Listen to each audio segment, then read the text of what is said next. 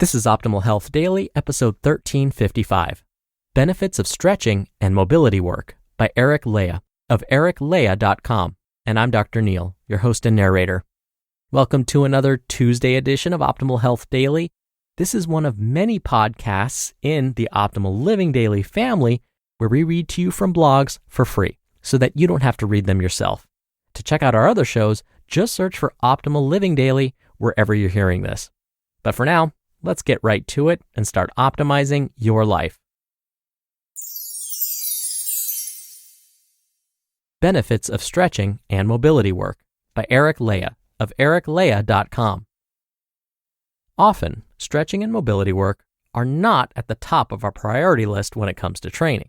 However, you should know that all of the things that are currently at the top of your list, like burning fat, building muscle, and increasing performance, depend immensely on your ability to move properly. And what does it mean to be able to move properly?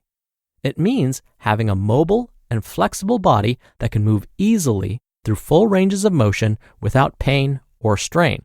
So, in essence, mobility and flexibility may not be at the top of your list, but they definitely should be, since they are the foundational element of overall movement. Why stretching and mobility? The benefits. You're likely aware of the benefits of stretching for flexibility and why flexibility is important. Shortened, stiff muscles are a recipe for pulls and other injuries and can limit your range of motion as well as your ability to extend or reach, and this is especially important in sports. Mobility is similar, yet contains other elements, namely stability.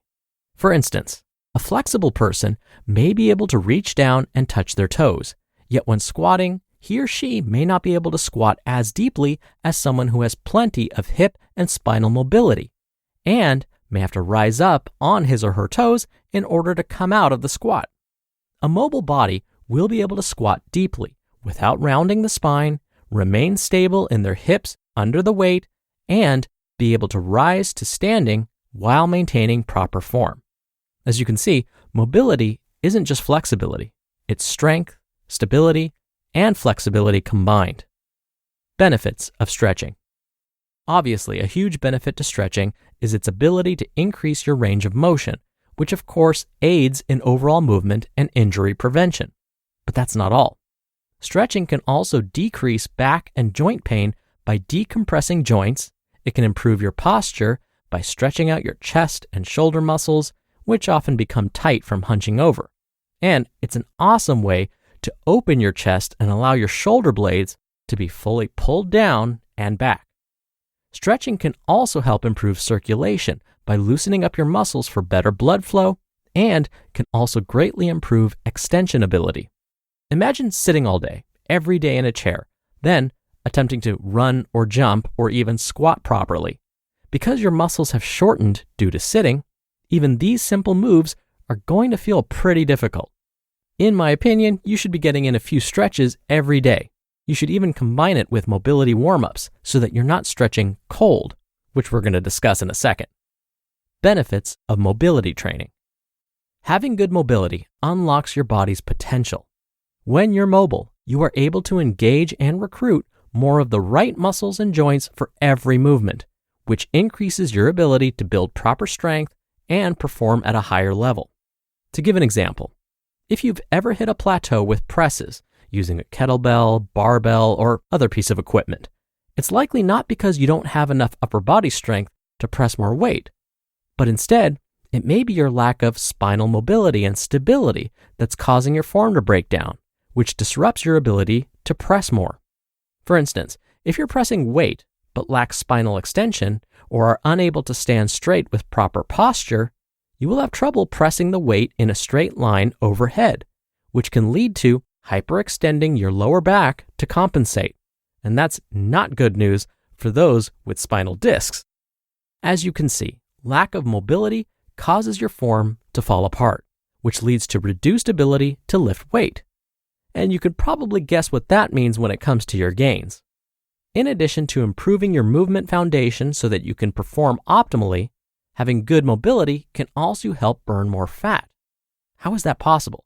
Well, because a person who is mobile and who can, say, squat deeper is going to be able to get their heart rate up faster and for longer than someone who can only squat to parallel. Not to mention, being able to lift heavier weight because you can maintain proper form can help you release more human growth hormone, or HGH, and testosterone. Both are crucial for maintaining leanness and building muscle. How to increase your flexibility and mobility. Ironically, we're born completely mobile and flexible. Have you ever watched kids run, jump, squat, and crawl? No lack of mobility there. As we get older, we tend to lose mobility and flexibility, simply because we are not moving in ways that retain our mobility. Sitting, in particular, is a killer of mobility and specializes in creating stiffness and shortening nearly all of our muscles. So what do? Establish a regular mobility routine. This means carving out roughly 15 to 20 minutes of your workout session for stretching and mobility movements. As far as daily activities that can help you stay mobile, I would recommend standing up and stretching or moving every half hour if you work at a desk, just to realign your posture and prevent your muscles from getting too tight throughout the day.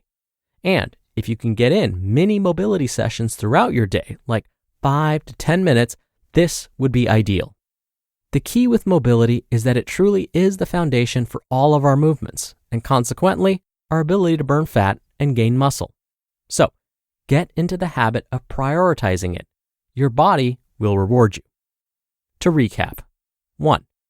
Stretching can increase your range of motion, help prevent injuries, and improve extension abilities. 2. Mobility is the foundation of your ability to move properly, which affects your ability to burn fat and gain muscle and perform. 3.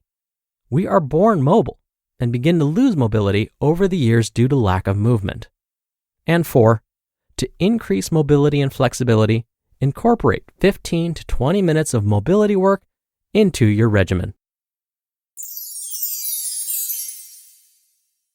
You just listened to the post titled Benefits of Stretching and Mobility Work by Eric Leija of ericleija.com.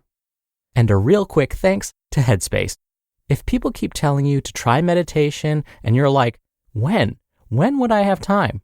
You should check out Headspace. Headspace is your daily dose of mindfulness in the form of guided meditations in an easy-to-use app. Or, need some help falling asleep? Headspace has wind-down sessions their members swear by. I've been using Headspace and have gone through different packs like Appreciation, Patience, and courses like Dealing with Regret. Every pack has allowed me to gain a deeper understanding of myself, and I love that I don't struggle with my commitment to meditation because Headspace makes it so easy to adjust the desired time spent on each session. It's been great for me, and I hope you can feel the same way too. You deserve to feel happier, and Headspace is meditation made simple. Go to headspace.com/OHD. That's headspace.com/OHD for a free 1-month trial with access to Headspace's full library of meditations for every situation. This is the best deal offered right now. Head to headspace.com/OHD today. Dr. Neil here for my commentary. Look, I'll be honest. I would much rather run a mile than stretch. Stretching and flexibility work is something that I never really enjoyed. It always felt painful, and I felt like I was never making any progress. The only reason I took my first yoga class was basically because my doctor insisted I do it. Not because it would help my flexibility, but because he felt it would help me better manage my chronic condition. It wasn't until about class number 10 or somewhere around there that things started to finally click. You might be wondering, why didn't I give up after the first few classes? I wish I could say, well, it's just because I'm that tough mentally. No, not really. It was because I'm so darn frugal, I didn't want to feel like I was wasting my money on a class I prepaid for. Anywho, I remember there was a point during our class's warm-up exercises where stretches that usually felt really difficult and painful started to feel a little easier. I was able to hold stretches for a bit longer and with less discomfort. By the time my prepaid yoga class ended, I was definitely much more flexible, but I still wasn't in love with stretching. Instead, it at least helped me realize that there was hope for me. So with patience and regular practice, even I, one of the least flexible people in the world, could begin to make progress. Now to this day, I still don't look forward to stretching after my workouts. By the end of my workouts, I'm tired and I just want to rehydrate and hit the shower. I don't want to spend more time making myself feel even more uncomfortable by working on my flexibility. I just want to be done already. But I soon remind myself of some of the things I learned in my yoga class, along with some of the wonderful information today's author, Eric, presented, and I convince myself that performing some mobility work before I hit the shower is probably a good idea.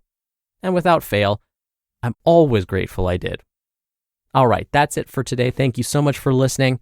Thank you for being a subscriber of the show. I hope you have a great rest of your day, and I'll see you back here tomorrow where your optimal life awaits.